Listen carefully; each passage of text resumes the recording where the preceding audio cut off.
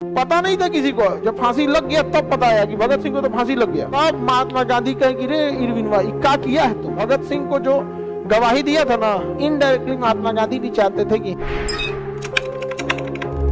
चलो देखो ध्यान से, महात्मा गांधी ने इस आंदोलन को बहुत भयानक रूप दे दिया था। अब उधर इंग्लैंड का प्रधानमंत्री पागल था, इरविनवा को गरिया गिरे चोटा कहीं का, तुमसे हम कहे थे बवाल नहीं होना चाहिए, कैसे बवाल कर दिया।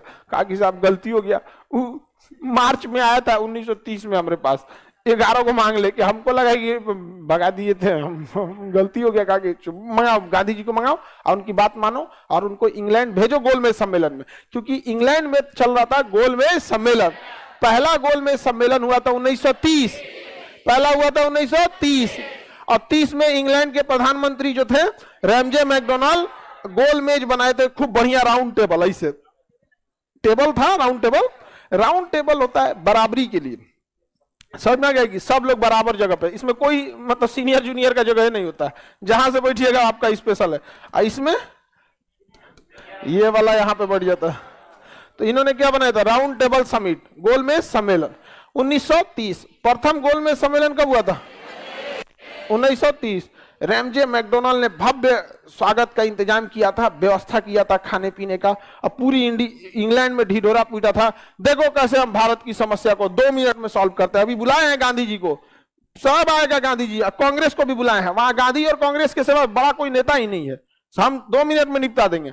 इधर 1930 में ये प्रथम गोलमेज सम्मेलन बुलाया है, इधर इंदिरा गांधी जी का मांग फेंक दिया, कभी ना मन तो गांधी जी 1930 में कौन चीज करके बैठे हैं, और उधर कौन चीज चल रहा है। सभी ने अवज्ञा आंदोलन का मुख्य उद्देश्य क्या था, एकदम प्रेम से आपकी बात को ठुकरा देंगे। यहाँ पे इंग्लैंड का प्रधानमंत्री इंतजार कर रहा था, अब आएंगे गांधी जी, अब आएगा कांग्रेस का कोई नहीं आया,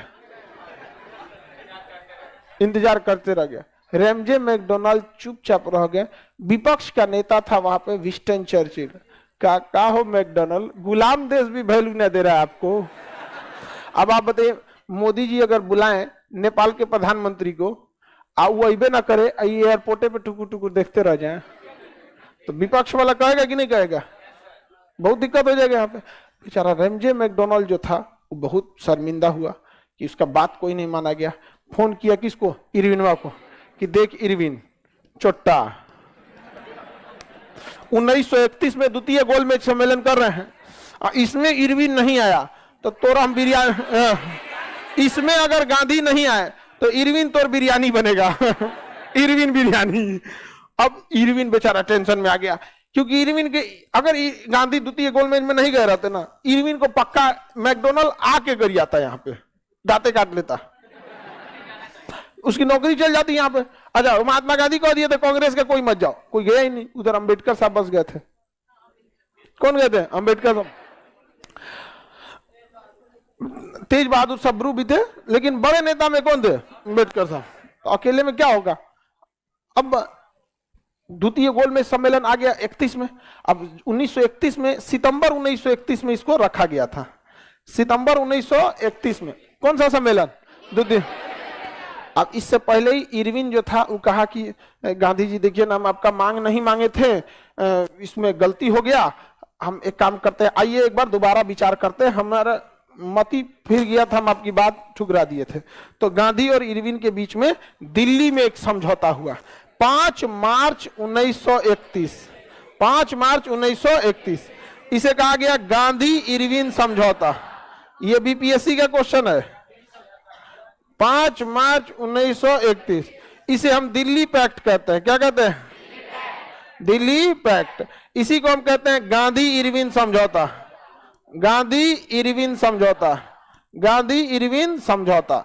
इस समझौते में गांधी जी अपर हैंड पे थे, क्योंकि गांधी जी को पता था। लेकिन हम ना आपको बता रहे हैं कि इरविन पर इतना दबाव था। अंग्रेज इतना बेवकूफ होगा क्या कि इरविन पर दबाव बता के किया होगा, नहीं करेगा आदमी। यहाँ पर यहाँ आदमी नॉर्मल बिजनेस करता है, कभी कभी किसी को जमीन खरीदना होता है तो उसको चाहिए, लेकिन कहता है मन ना है अब यहाँ पर, बाद में लेंगे, ताकि उसका भाव गिर जाए। अभी ना हम आपको पूरा बात बता दे रहे कि मैकडोनाल्ड का क्या क्या, क्योंकि बीती हुई घटना है, लेकिन जब चल रहा होगा तो आपको थोड़ी पता। अभी रूस का राष्ट्रपति पुतिन क्या चाहते हैं, ये हम लोग को खुल के थोड़े बताने वाला, समझ में आ रहा है कि नहीं आ रहा। तो गांधी इरविन समझौता हुआ। महात्मा गांधी ने शर्त रखा कि जितने भी कैदी हैं उन्हें क्या किया जाए, रिहा किया जाए। इरविनवा लिख दिया कि जितने भी राजनीतिक कैदी हैं उन्हें रिहा किया जाएगा। अब यहां वो खेल गया। इरविन ने कहा कि हम राजनीतिक कैदियों को रिहा कर देंगे, राजनीतिक कैदियों को रिहा कर देंगे, और आपको क्या करना पड़ेगा, सविनय अवज्ञा आंदोलन को कैंसिल करना पड़ेगा, फिलहाल के लिए कुछ देर के लिए सस्पेंड करना पड़ेगा, दोबारा बने मन चालू कर लीजिए, लेकिन आप चले जाइए द्वितीय गोलमेज सम्मेलन में। महात्मा गांधी रेडी हो गए कि द्वितीय गोलमेज सम्मेलन में हम जाएंगे। सविनय अवज्ञा आंदोलन को क्या कर दिया उन्होंने, स्थगित कर दिया। वहां पर लोग फिर कहें कि बहु फिर कर दिया। सहयोग आंदोलन को भी ऐसे ही किया, एकरो ऐसे ही कर दिया। आप क्या आदमी है यार ये। महात्मा गांधी के प्रति लोगों का विचार थोड़ा डगमगाने लगा, लेकिन कहें लोग कि कोई बात नहीं, महात्मा गांधी ने सस्पेंड किया तो क्या हो गया, कैदियों को तो रिहा कर देंगे। कैदी रिहा होने की जगह पे भगत सिंह को फांसी लगा दिया गया। पता नहीं था किसी को, जब फांसी लग गया तब पता आया कि भगत सिंह को तो फांसी लग गया। तब महात्मा गांधी कहे कि रे इरविनवा क्या किया है तुम कैसे फांसी दे दिया। तो कहा कि हम तो बोला था कि राजनीतिक कैदियों को छोड़ देंगे, जितना धरना अनशन हेन तेन में बैठा था सबको छोड़ दिए। भगत सिंह जो थे ये तो आपराधिक में थे, क्या थे, आपराधिक में थे। अभी टेंशन नहीं लीजिएगा, भगत सिंह को जो गवाही दिया था ना, गवाही दिया था जो भगत सिंह के खिलाफ, उसको एगो बिहारी गोली मार दिया। अभी आगे पढ़ेंगे आप लोग को यहाँ पर, ठीक है। वही गवाही दिया था, क्योंकि भगत सिंह के खिलाफ कोई सबूत नहीं था, सांडस की हत्या का कोई सबूत नहीं था। वही खड़ा होगा, हम ही देखे थे, यही मारा था, यही। भगत सिंह को फांसी दे दिया गया। समझ आ गया कि नहीं। खुद के खिलाफ आप गवाही नहीं दे सकते, तुम लोग अपने घरे का कानून पढ़ देता है। आप किसी को भी खुद के खिलाफ गवाही दिला के उसे सजा नहीं सुना सकते। समझ में आ रहा है कि नहीं आ रहा है।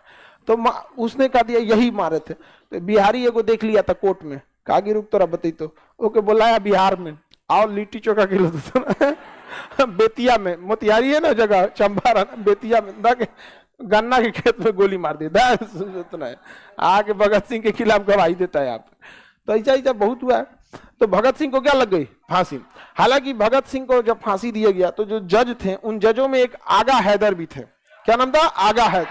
आगा हैदर ने तो पूरा अपना फैसला लिखा है भगत सिंह के फेवर में, समझ में आया कि नहीं। लेकिन जजों को फांसी देना ही था। एक बात समझिए, 1931 में लगी थी फांसी किसको, भगत सिंह। गांधी इरविन समझौते के बाद मार्च में भी फांसी लगी थी उनको, 23 मार्च को। 5 मार्च 1931 को यहां समझौता हो रहा है, और उसके 18 दिन बाद 23 मार्च 1931 क्या लग गई, फांसी।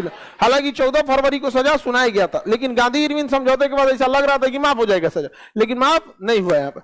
अच्छा ये बताइए, 1931 में सरदार पटेल भी बहुत बड़े जज वकील थे, और 1931 में कांग्रेस उन्हीं के हाथ में थी। 1931 का लाहौर कराची अधिवेशन सरदार पटेल थे। सरदार पटेल भी तो बहुत बड़े वकील थे। मोतीलाल नेहरू बहुत बड़का वकील थे, जवाहरलाल नेहरू बहुत बड़े वकील थे, जिन्ना बहुत बड़े वकील थे। आप गांधी को अकेले जिम्मेदार तब ठहराइएगा। हाँ, इसलिए कि उस समय गांधी के पास पावर इस बात का था कि इरविन उनकी बात मान लेता, इरविन उनकी बात मान लेता। हालांकि इरविन बात मान लिया था। आप इस चीज को भी समझिए। आप अगर गांधी को देखिए, नो डाउट यहाँ गांधी को, हम लोगों से अगर ऐसी गलती हो जाए कि अपराधियों को छोड़ने की जगह अगर कोई लिख दे कि राजनीतिक अपराधियों को छोड़ा जाता है, तो हम लोग ऐसा गलती कर सकते। एक वकील ऐसा गलती करेगा, वकील का काम होता है यही सब चीज पकड़ना, और भी गांधी ऐसा वकील गलती करे। रियलिटी में गांधी जी हिंसात्मक चीजों को ज्यादा पसंद नहीं करते थे, लेकिन किसी चीज को पसंद न करना इसका मतलब ये नहीं होता है कि उससे नफरत करना। समझ में आ गया कि नहीं आ गया। आपको अगर देखिएगा कोई चीज अगर नहीं पसंद है तो इसका मतलब नहीं कि आप उसका विरोध करते हैं। दो तरह के लोग मिलेंगे। कोई आप देखिएगा ऐसे भी ना, एक आदमी कोई होगा जो शाकाहारी होगा, लेकिन उसको मांसाहारी से विरोध नहीं है। आप उसके बगलों में खा लीजिएगा तो उसको कोई दिक्कत नहीं, कहेगा हम नहीं खाते।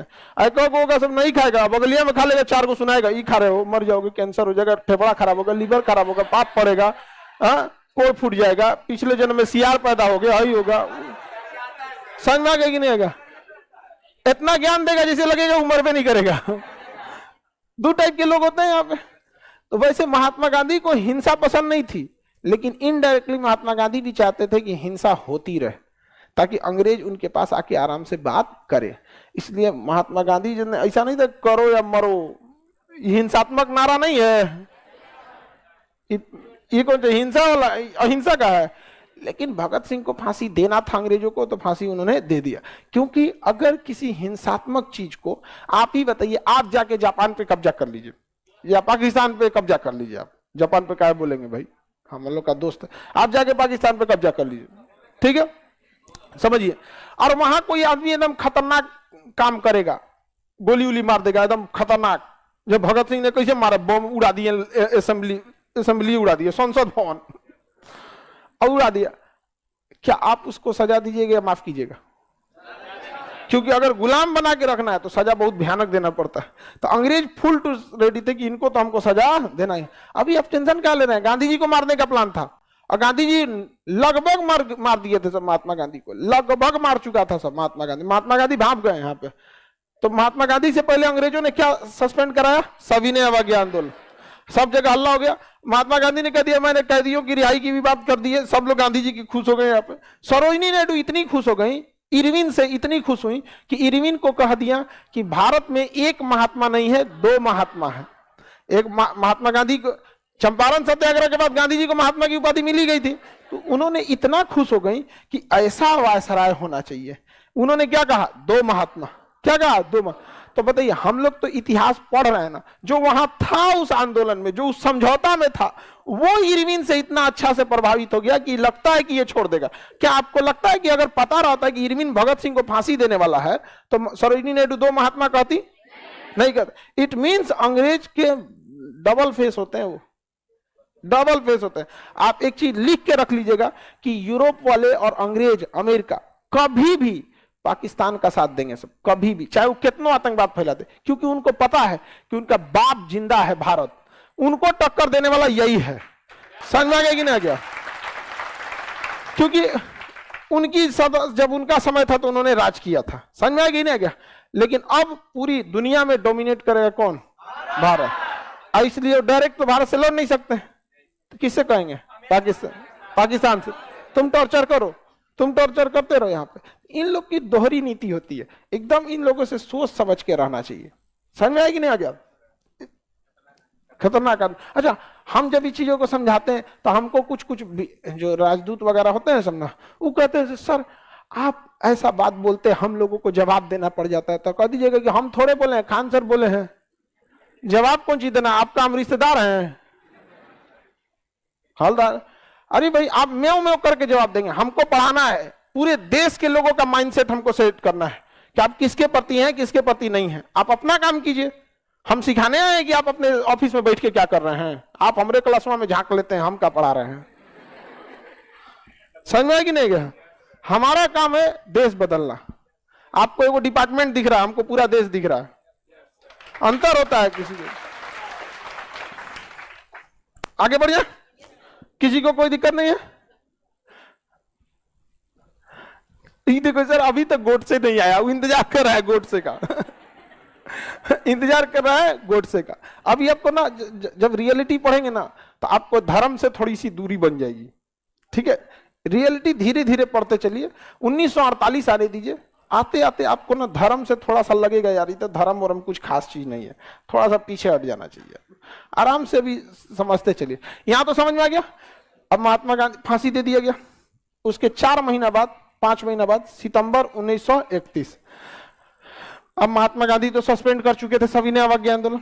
अब भगत सिंह को फांसी लग चुकी थी। अब महात्मा गांधी कोने मुंह से करते कि दोबारा आंदोलन चालू करो, लोग गरिया देते महात्मा गांधी को।